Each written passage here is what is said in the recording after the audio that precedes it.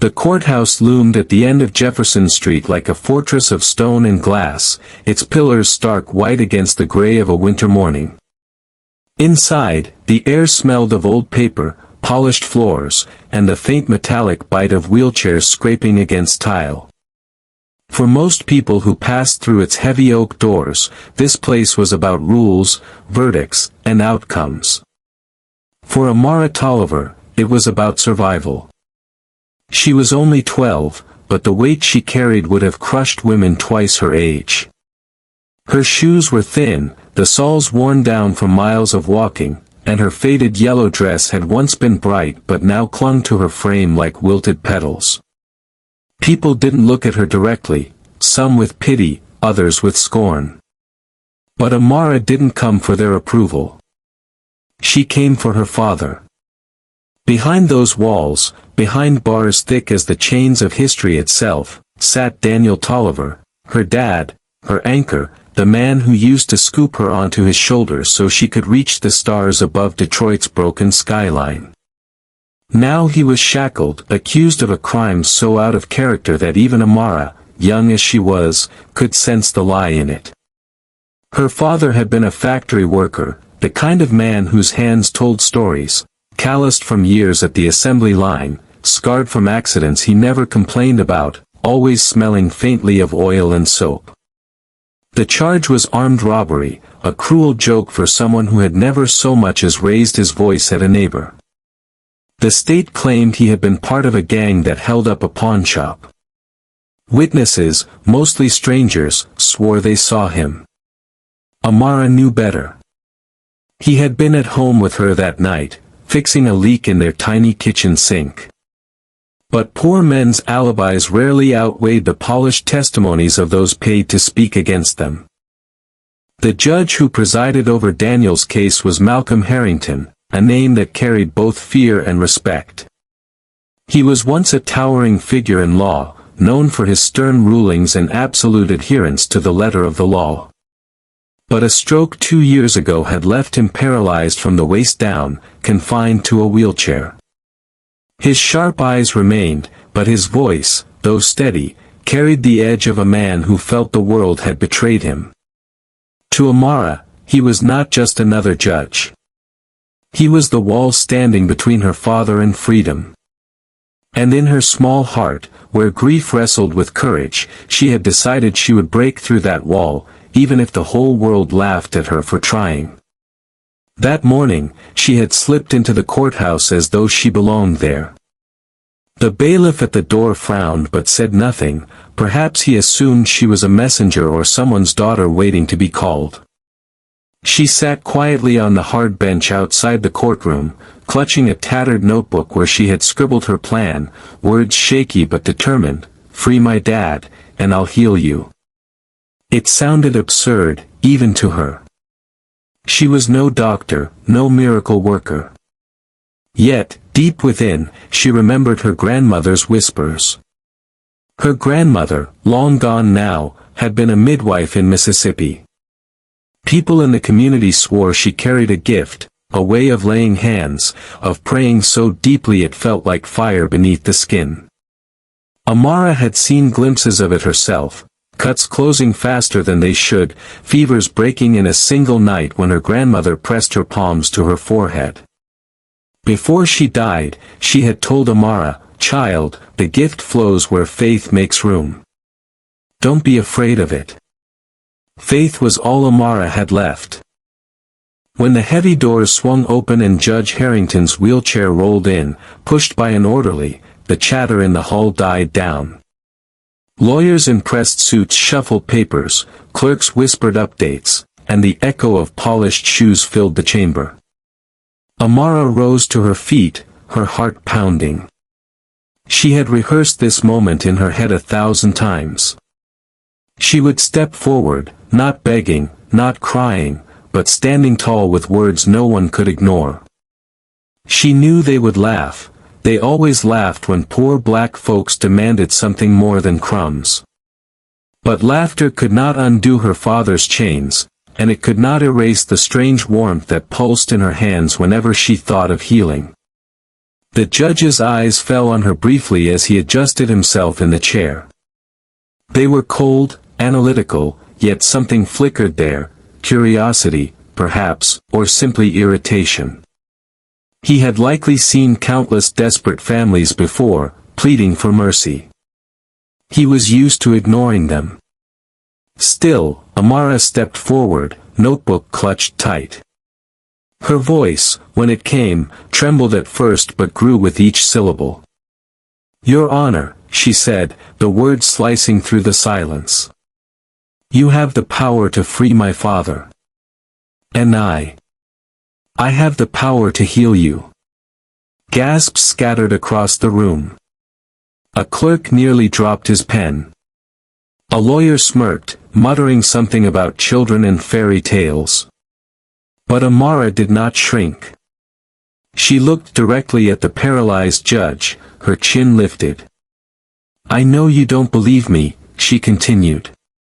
"No one here does. They see a poor girl with nothing but hand-me-downs and stories. But I've seen things you wouldn't understand. I can help you walk again. I can help you live again. But I won't lift a finger until you free my father." Laughter erupted then, sharp and cruel. It rolled across the courtroom like thunder, bouncing from marble to wood. Some laughed out of disbelief, others out of sheer meanness.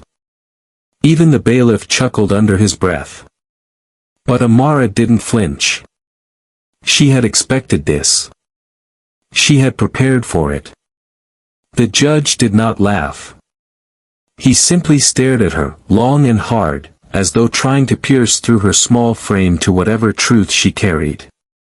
For the first time in years, Malcolm Harrington felt a stir in his chest that wasn't bitterness or resignation. It was something closer to hope.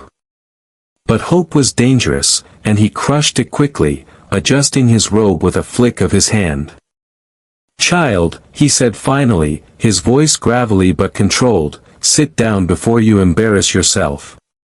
Amara obeyed, but only outwardly. Inside, her resolve hardened like steel.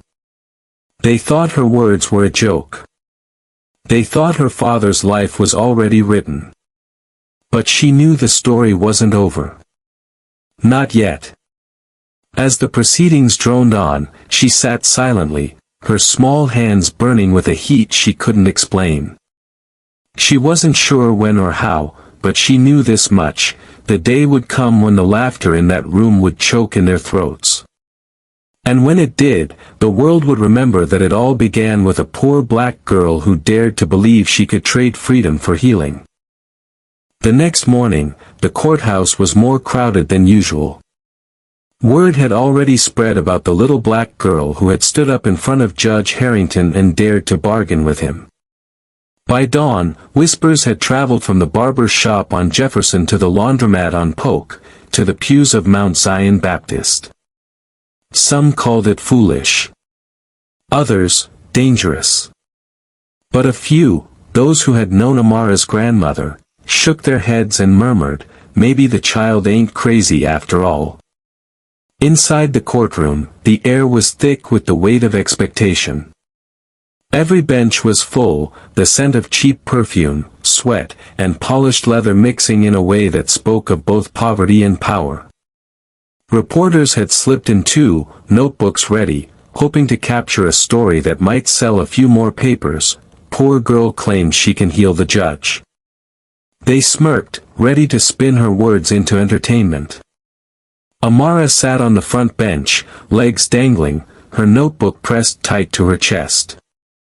Her father had not yet been brought in, but she felt him near, his presence like a tether that kept her upright when everything else pushed her down. She knew today wasn't about jokes or whispers. Today, she had to make them listen. When Judge Harrington entered, the room hushed instantly. His chair rolled slowly down the aisle, every squeak of its wheels echoing like a metronome. He was dressed in his black robe, though it hung heavy on his thin shoulders. His face, pale but sharp, betrayed nothing. But Amara noticed how his gaze lingered on her, just for a second longer than yesterday. The bailiff called the room to order. Case number 24-317, State vs. Daniel Tolliver. Chains clinked as Amara's father was led in. He looked older than his years, the weight of prison pressing into his posture, but his eyes lit up when they landed on Amara.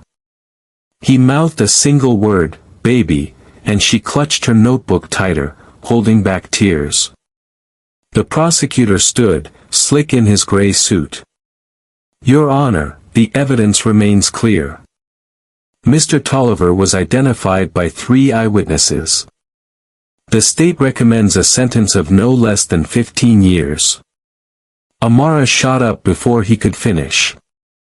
Her small body trembled, but her voice rang out across the marble chamber. "Stop." The word cut through the prosecutor's practiced tone, silencing the room. The judge's brow furrowed. "Miss Tolliver, you will sit down at once." But Amara didn't move. She stepped into the aisle, her notebook still pressed against her chest, and walked forward until she stood barely a foot from the judge's bench. The bailiff twitched, uncertain whether to drag her back or let her speak. The whole room leaned forward, curiosity outweighing order. "Your Honor," she said, louder now, her words steadying with each breath. "I know what you think of me. You think I'm just a poor black girl who don't know better. You think I'm desperate enough to say anything. But I meant what I said yesterday. If you free my father, I'll heal you." A ripple of laughter swept through the gallery, just as it had before. A man in the back snorted, a woman shook her head in disbelief. The prosecutor sneered, muttering something about childish interruptions. But Amara raised her chin and pressed on. "You sit there in that chair every day, handing down sentences. But you know what it feels like to be trapped, don't you? You know what it's like to live with chains you didn't ask for.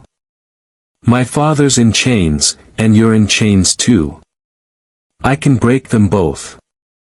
The laughter faltered, replaced by murmurs. Something about her words cut deeper than expected. Even those who mocked her felt the sting of truth. The image of the paralyzed judge in his chair was too perfect a mirror of the man shackled beside her. The judge tapped his gavel lightly, though his hand shook. "Child, this is neither the time nor the place for fables. Justice is not bartered with miracles." "It ain't a fable," Amara said, her voice rising. "I can prove it. Right here. Right now." The room exploded with sound. Lawyers protested, clerks whispered, reporters scribbled furiously. Even the bailiff looked bewildered. Through it all, Amara stood unflinching, her dark eyes fixed on the judge's. Harrington's face hardened. "Miss Tolliver, if you interrupt these proceedings again, I will hold you in contempt." For a moment, fear flickered in Amara's chest. Contempt meant punishment, maybe even a cell of her own. But then she remembered her father's eyes, remembered her grandmother's words. She took one more step closer, her voice soft but clear. "You don't have to believe me," she said. "Just give me the chance to touch your hands. If nothing happens, then I'll sit down and never speak again. But if I'm right," she paused, her small fists tightening. "If I'm right, you'll know the truth. And you'll have to set him free." Silence. Every ear in the room strained for the judge's reply. His jaw tightened, his eyes, sharp as glass, bored into hers. She was trembling, yes, but not from weakness. She was trembling like a bowstring pulled to its limit, about to release. The prosecutor laughed suddenly, loud and mocking. "This is absurd, Your Honor. The girl is wasting the court's time with fairy tales. If this continues, we'll be turning trials into circus acts. But Harrington raised a hand, silencing him. He leaned back in his chair, and for a long moment, he studied Amara. The girl who dared speak of freedom and healing as though they were hers to give. And deep inside, though he would never admit it, he felt something shift. His legs, long dead to sensation, seemed to tingle faintly, like a ghost stirring in the dark. "Enough," he said at last, his voice quieter than the room expected. "We will proceed with today's arguments. Miss Tolliver, you will take your seat." Amara wanted to scream, to argue, but something in his tone stopped her. It wasn't dismissal, it was hesitation. He hadn't mocked her. He hadn't ordered her dragged away. He had left the door open, just a crack. Slowly, she returned to the bench, clutching her notebook, her heart still pounding. She had not won today. But she had planted something, a seed of doubt, a spark of possibility. As her father was led back in chains, his eyes met hers, and for the first time in weeks, she saw hope flicker there. The kind of hope that could light fires in the darkest places. And though the courtroom returned to business, though lawyers droned and papers shuffled, everyone in that room knew the truth. This case was no longer just about Daniel Tolliver. It was about a child's impossible promise, and a judge who could not stop thinking about it. The courthouse emptied slowly that afternoon, its halls echoing with footsteps and laughter that didn't belong to justice. The crowd had gotten more than they expected. A trial? Yes. But also a show, courtesy of a 12-year-old girl with too much courage for her own good. They left buzzing with amusement, the story already growing taller as it passed from mouth to mouth. By the time Amara and her aunt left the building, people on the steps were chuckling. One man wiped his eyes, still grinning. "Can you believe that child? Talking about healing the judge like she's Jesus come back." Another chimed in, "Free her daddy in exchange for a magic trick. Lord, that girl needs to be in school, not court." Their laughter carried across the marble like sharp stones. Amara kept her head down, her aunt's hand firm on her shoulder. But she felt every word like a slap. They laughed at her voice, her hope, her love for her father. And worst of all, they laughed as if Daniel Tolliver's life were a punchline. Inside, Judge Harrington lingered in his chambers, the echoes of the girl's words still pressing against his mind. He should have been reviewing briefs or dictating notes, but instead he sat in silence, staring at the motionless weight of his legs. For 2 years they had been little more than burdens, flesh that no longer obeyed. Doctors had tried everything, therapy, stimulants, even experimental procedures. Nothing worked. He had accepted his fate with the bitterness of a man who once ruled the room with a glance but now depended on others to open doors. And yet, when she had spoken, he had felt something. A prickling, faint and absurd, but real enough that he could not dismiss it. Was it his imagination, desperate for relief? Or had the child's faith touched something deeper than medicine? Harrington clenched the armrest of his chair until his knuckles went white. He would not admit to hope. Not yet. Meanwhile, in the narrow cell of Lansing Correctional, Daniel Tolliver sat with his head in his hands. His fellow inmates had already heard what happened. "Your little girl out there trying to play preacher," one man said, smirking. "Told the judge she could heal him. You believe that nonsense?" Another chuckled. "Sounds like something out of them storefront churches back home. Girl's got fire, I'll give her that." Daniel lifted his head slowly, his eyes heavy. "My daughter's got more heart than any of y'all. If she says she can do it, I won't doubt her." But later, alone on his bunk, even Daniel wrestled with disbelief. He knew Amara's grandmother had been special. People whispered of her hands easing pain, her prayers working wonders. He remembered fevers breaking after Mama Tolliver's touch. But those were small things, household things. Healing a paralyzed man. Freeing him from his chair. That was the stuff of legends. And legends didn't fare well in courtrooms built on skepticism. Back in the neighborhood, Amara's name was already on people's lips. Some spoke with pride. That child's brave, standing up to a judge like that. Got more backbone than folks twice her age. Others scoffed. She's just filling that man's head with false hope. When nothing happens, they'll laugh harder. And who pays the price? Her daddy. Amara heard it all as she walked to school the next morning. She kept her eyes forward, but her ears burned. Kids pointed and whispered. One boy, grinning wide, said, "Hey Amara, gonna lay hands on me and heal my math grade?"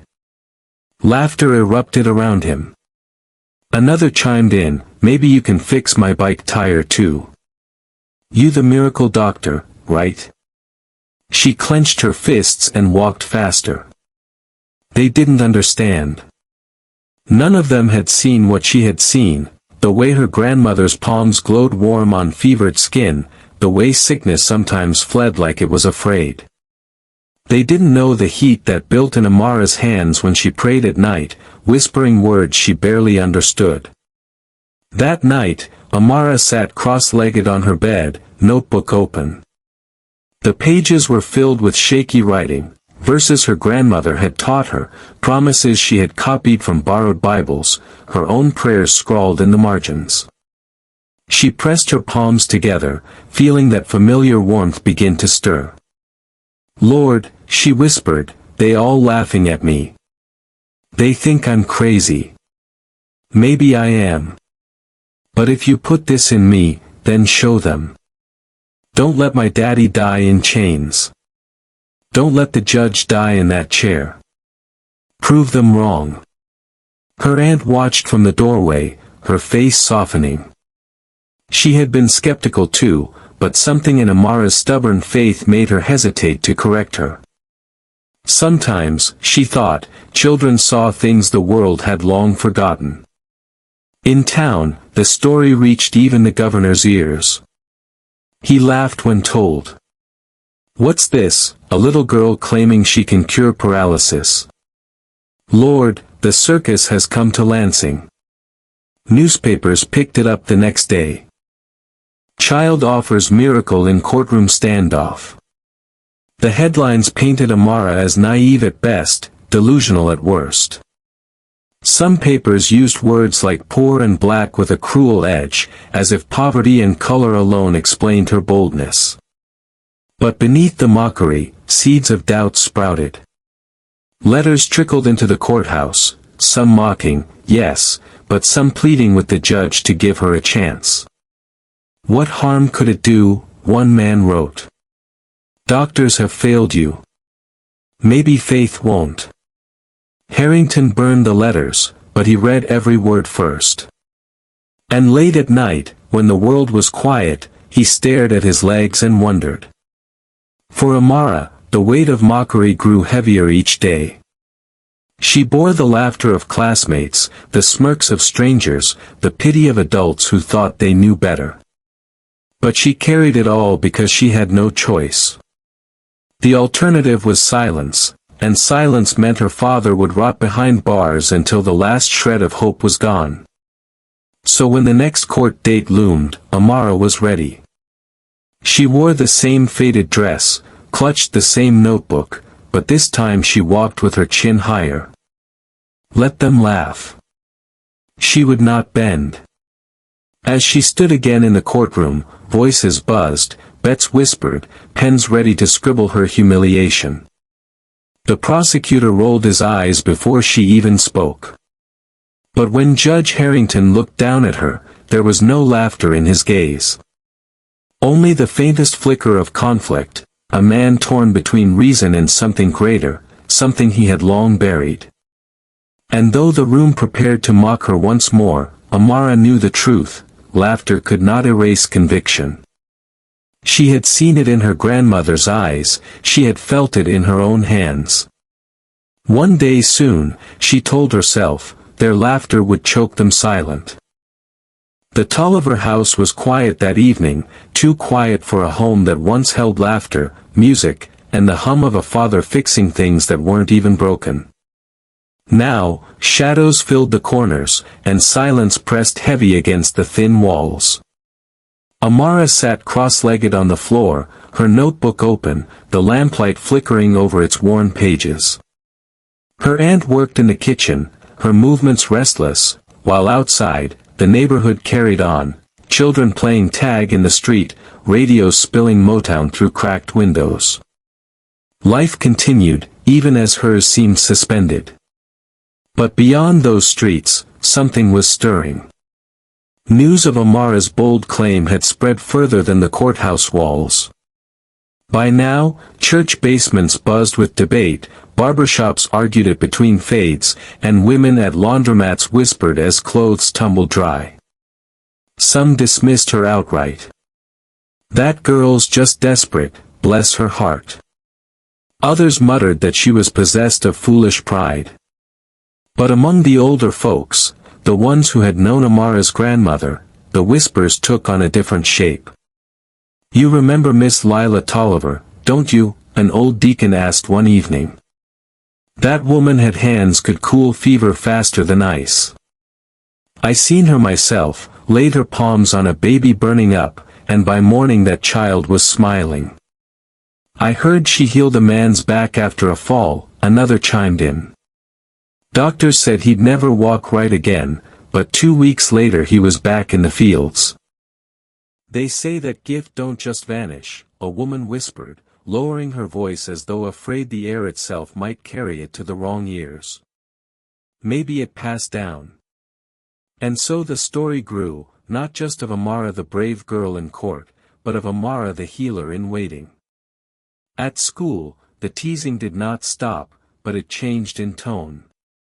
Some children still mocked, "Hey, miracle girl, fix my sneakers." But others asked questions they could barely voice. "Can you really do it?" one girl asked quietly at recess, her eyes wide. "Could you heal my little brother's asthma?" Amara didn't answer. She wasn't sure herself. The warmth in her hands, the way fevers broke when she prayed, it was real, but it wasn't predictable. She had never tried on something so permanent as paralysis. That night, as she lay in bed staring at the cracked ceiling, she remembered her grandmother's voice. "Child, the gift flows where faith makes room. Don't be afraid of it." Her grandmother, Miss Lila, had been both feared and respected. Some said she was a woman of God, others muttered that her gift was dangerous. Amara remembered being small, lying on the kitchen floor with the flu, sweat dripping from her brow. She remembered the touch of her grandmother's cool hand, the soft murmur of a prayer, and the heat in her chest vanishing like mist at sunrise. It had felt impossible then, but she had lived it.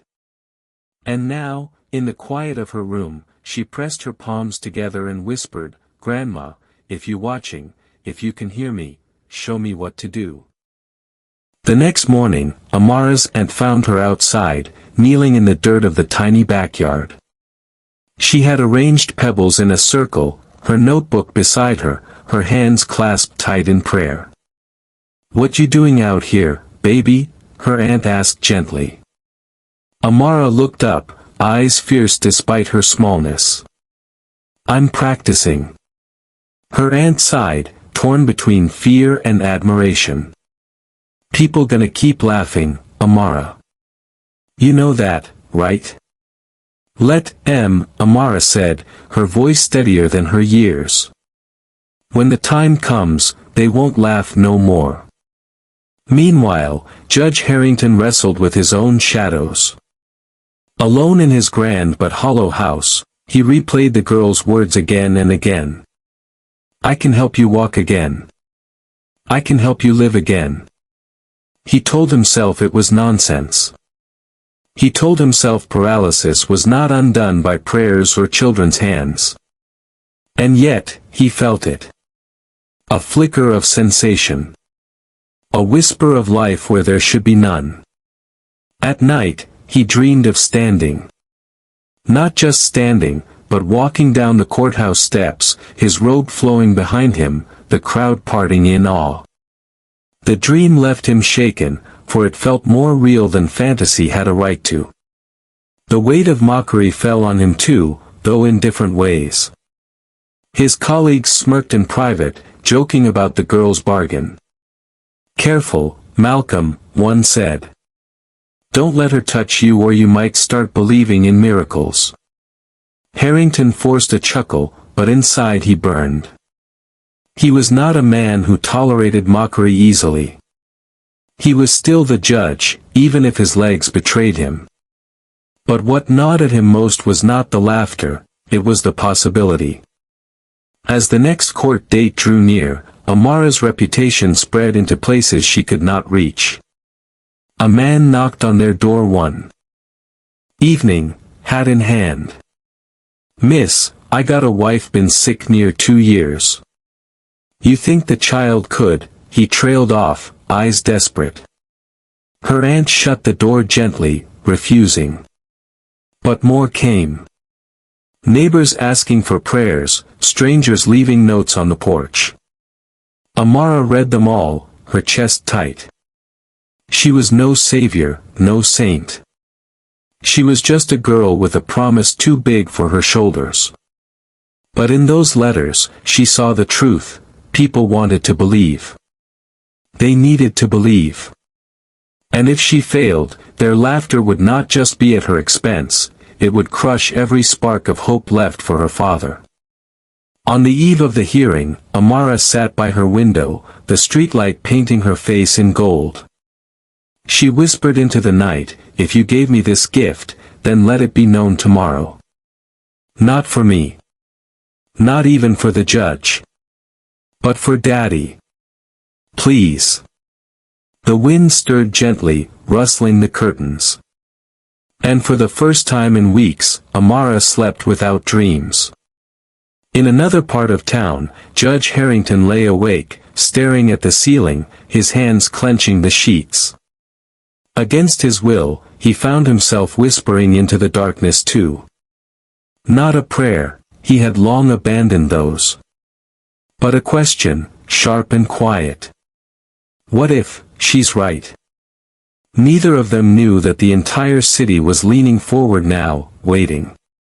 The whispers of a gift had grown into a current that no amount of laughter could drown out. The clang of the cell door echoed like thunder through Lansing Correctional Facility. Amara flinched at the sound, though she tried not to show it. She had fought for days to get this visit, pleading with her aunt, begging the prison chaplain, convincing anyone who would listen that a daughter had a right to see her father. Finally, permission was granted.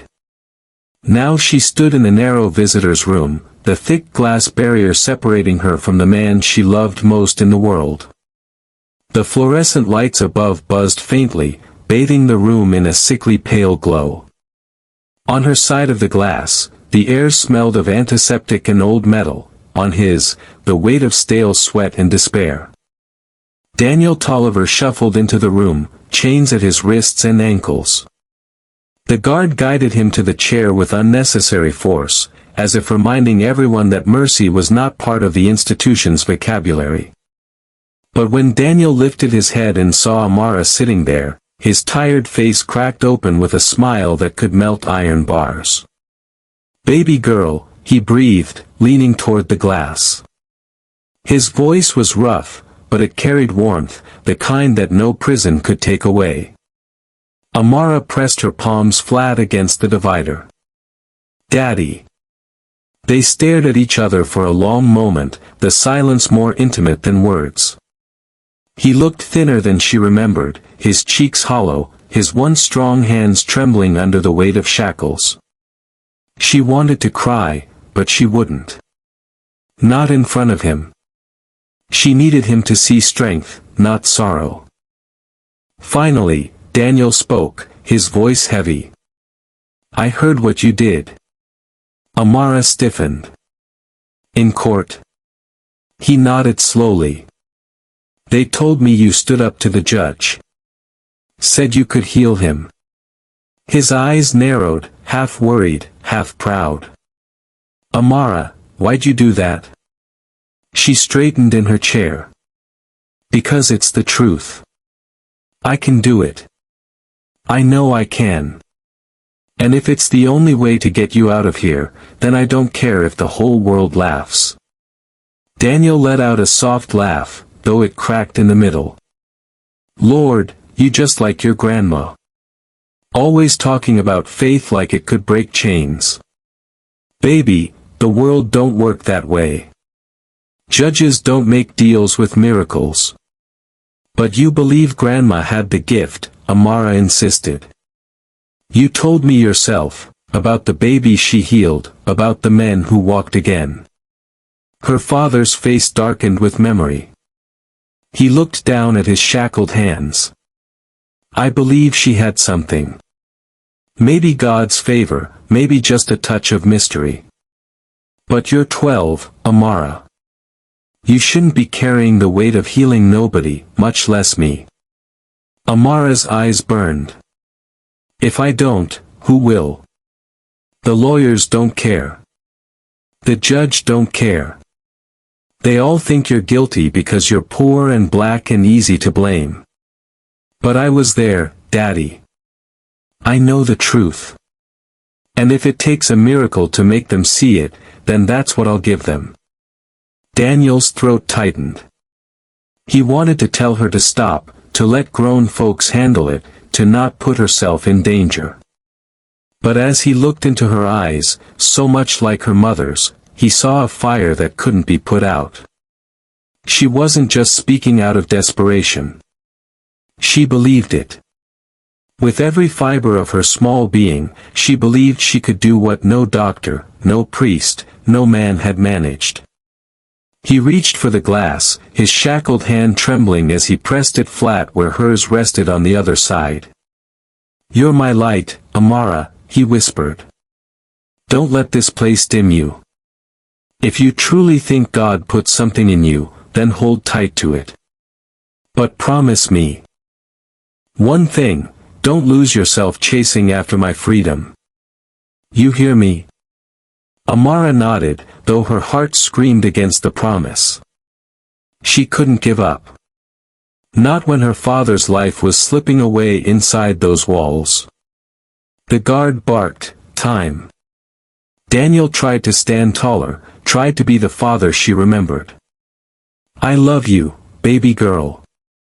More than anything." "I love you too, Daddy," Amara whispered. The guard yanked him back roughly, and the chains clinked like cruel laughter. Amara's palm stayed on the glass until he disappeared from sight.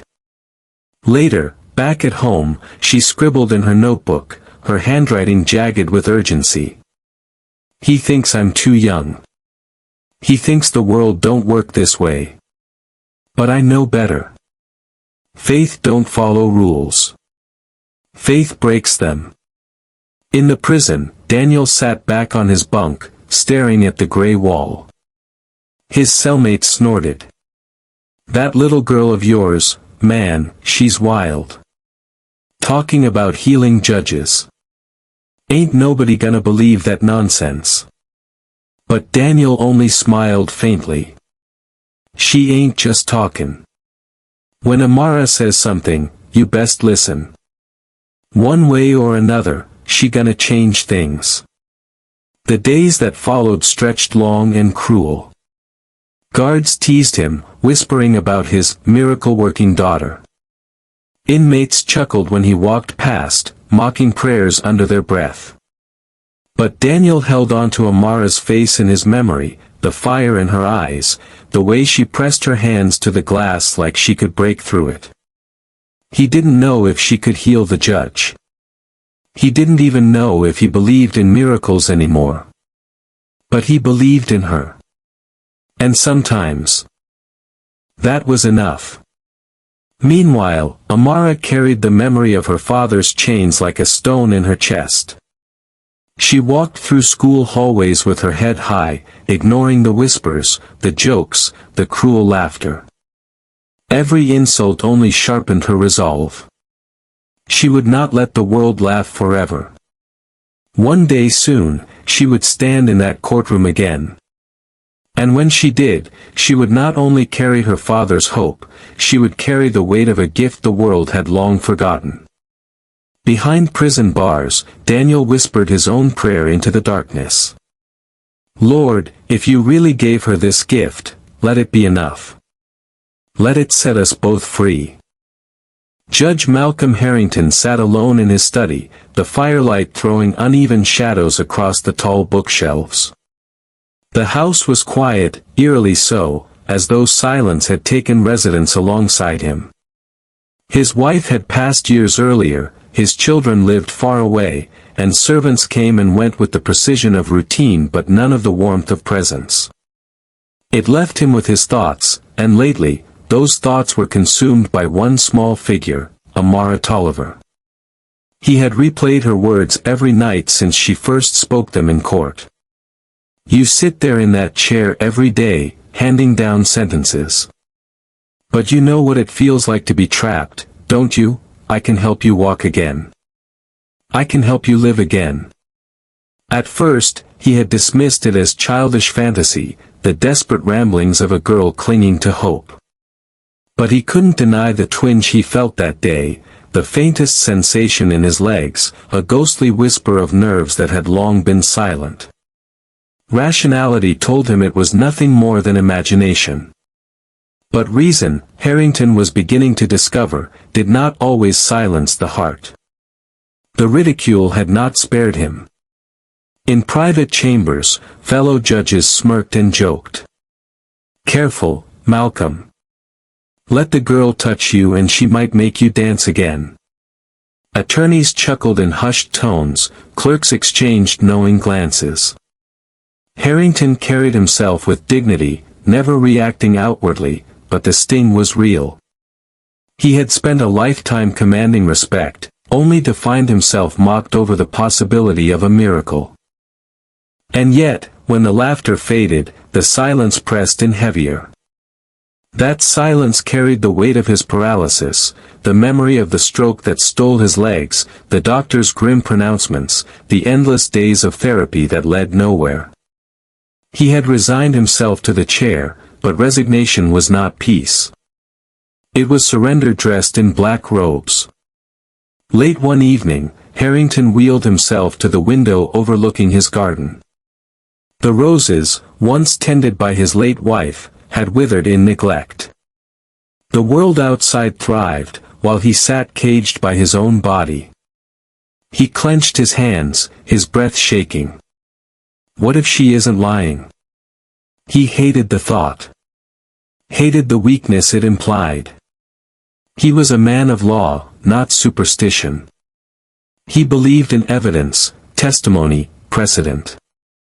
Miracles had no place in his court, or in his life.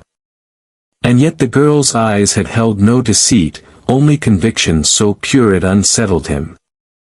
That night, unable to sleep, Harrington wheeled himself into his library. He pulled an old family Bible from the shelf, dust clinging to its leather spine. It had not been opened in years. He turned its pages aimlessly, stopping on a verse his wife once recited when life pressed too hard: faith is the substance of things hoped for, the evidence of things not seen. The words mocked him. Evidence he understood, unseen truths he did not. But he closed the book with trembling hands, as if afraid it might reveal more than he was ready to face. The next day in court, he wore his sternest expression, determined to bury the seed Amara had planted.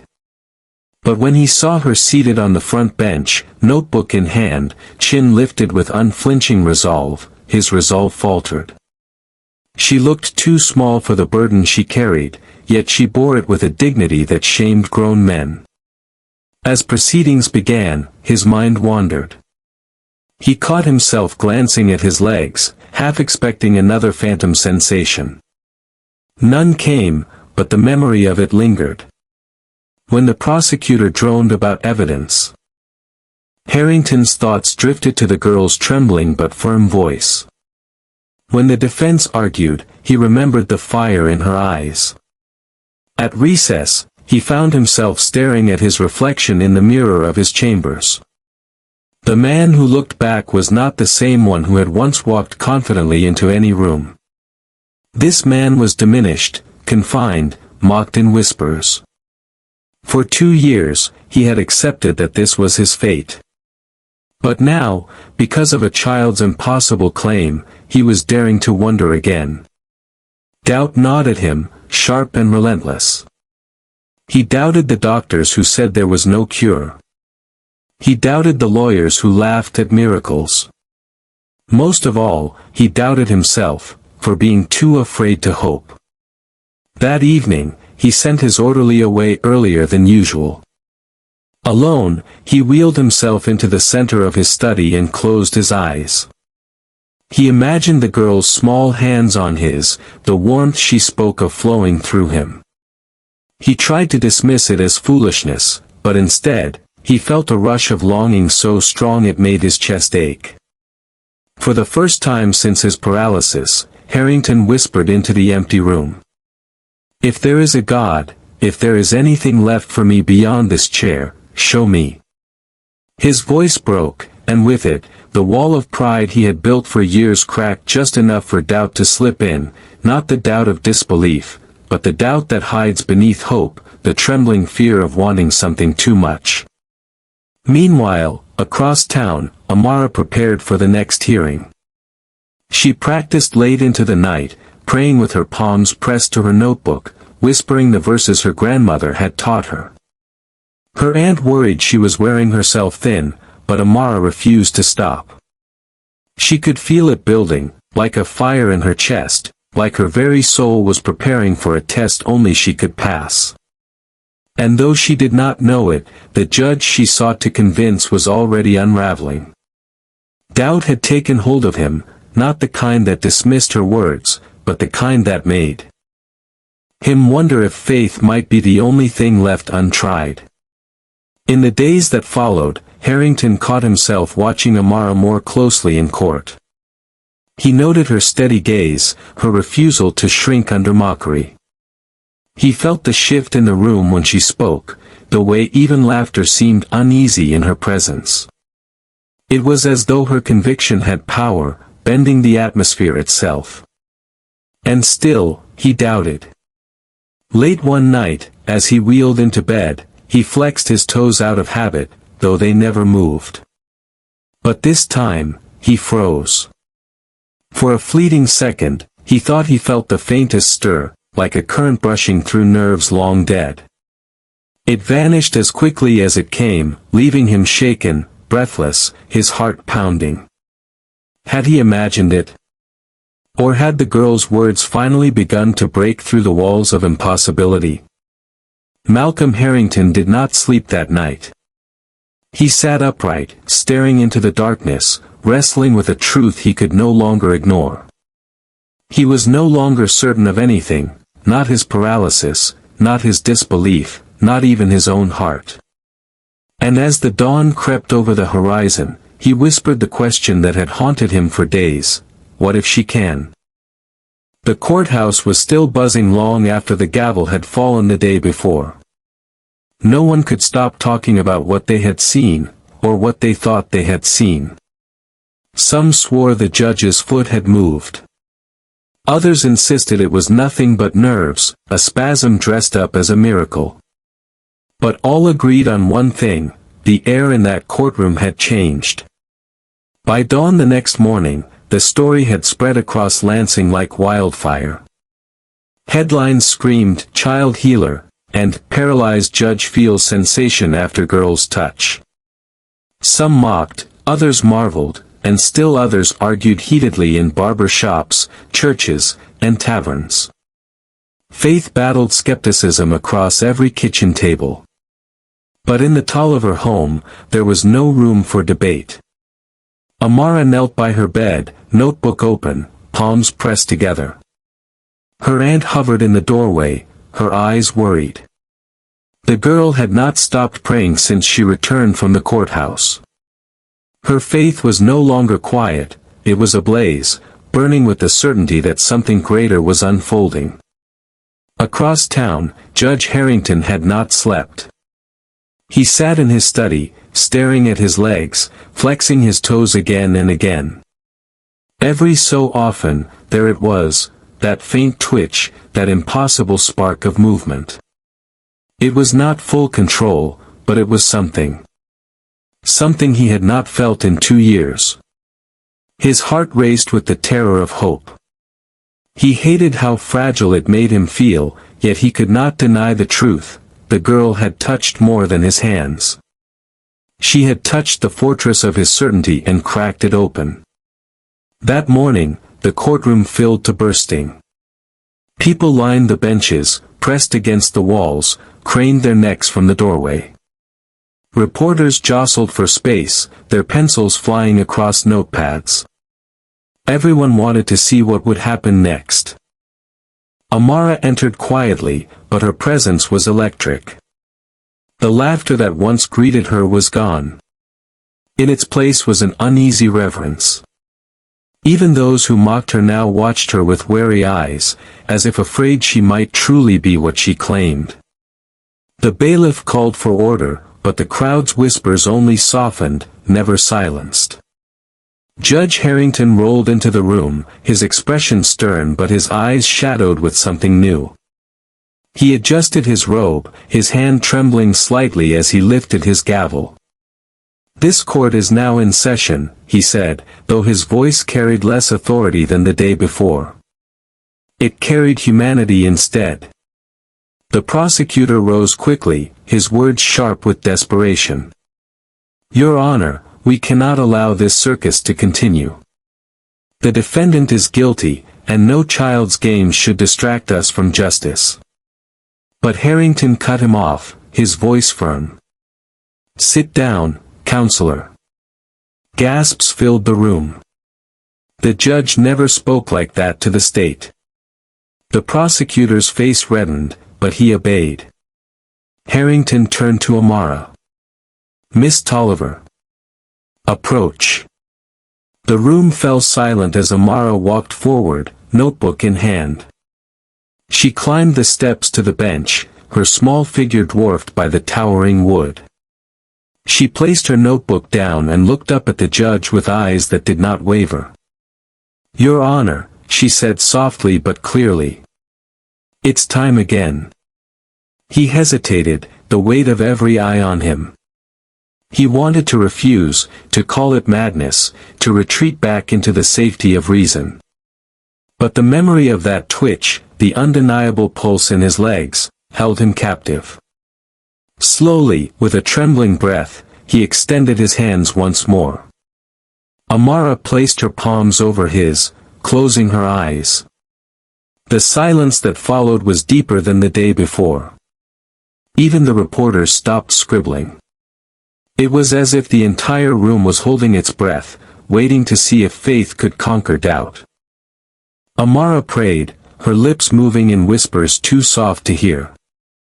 The warmth grew in her hands, spreading like fire. The judge stiffened, his eyes widening. This time the sensation was stronger, undeniable. It moved up his calves, into his knees. His breath quickened, sweat beading on his brow. "Try," Amara whispered. The judge's throat tightened. He looked down at his legs, fear and hope warring within him. Slowly, cautiously, he willed his right leg to move. At first, nothing. Then, like a dam breaking, the muscle obeyed. His foot shifted across the marble floor. The courtroom erupted in gasps and shouts. Some cried out in disbelief, others fell to their knees, hands clasped in prayer. The prosecutor stammered, his face pale, while the defense attorney's jaw dropped open. But Harrington wasn't done. Trembling with effort, tears streaming down his face, he pressed his palms against the bench and pushed. For the first time in 2 years, his body responded. Slowly, unsteadily, Judge Malcolm Harrington rose to his feet. The room exploded. The gallery shouted, some cheering, some sobbing, some frozen in stunned silence. Reporters dropped their pens, staring wide-eyed. The bailiff, speechless, clutched the rail for support. Amara stepped back, her hands still glowing with warmth, her eyes wide but calm. She had known. She had always known. The judge stood, his legs trembling but real beneath him. He looked out over the courtroom, his voice breaking as he spoke. I was a prisoner in this chair. And today, this child, freed me. He turned to Amara, his expression filled with awe. And so it is only right, that her father be freed as well. The gavel slammed down, the sound echoing like thunder. The conviction of Daniel Tolliver is hereby overturned. The courtroom erupted in chaos, but for Amara, the noise fell away. All she saw was her father, brought in shackles, his face breaking into tears as the guards fumbled to unlock his chains. She ran to him, leaping into his arms, and for the first time in months, she felt his embrace without the weight of iron between them. Outside, the news spread like wildfire. People spilled into the streets, some praising, some doubting, but none able to ignore. A poor black girl had stood against the system, against laughter, against disbelief, and had brought a paralyzed judge to his feet. That night, Amara knelt by her bed once more. Her notebook lay open, but she didn't write. She only whispered into the silence, "Thank you." In his home across town, Judge Harrington stood at his window, gazing at the roses in his garden. For the first time since his stroke, he walked down the steps into the yard, the cool earth beneath his feet. He knelt by the roses, pressing his hand to the soil, tears falling freely. It was not just his legs that had awakened. It was his heart. And the world, still laughing in some corners, would never be the same.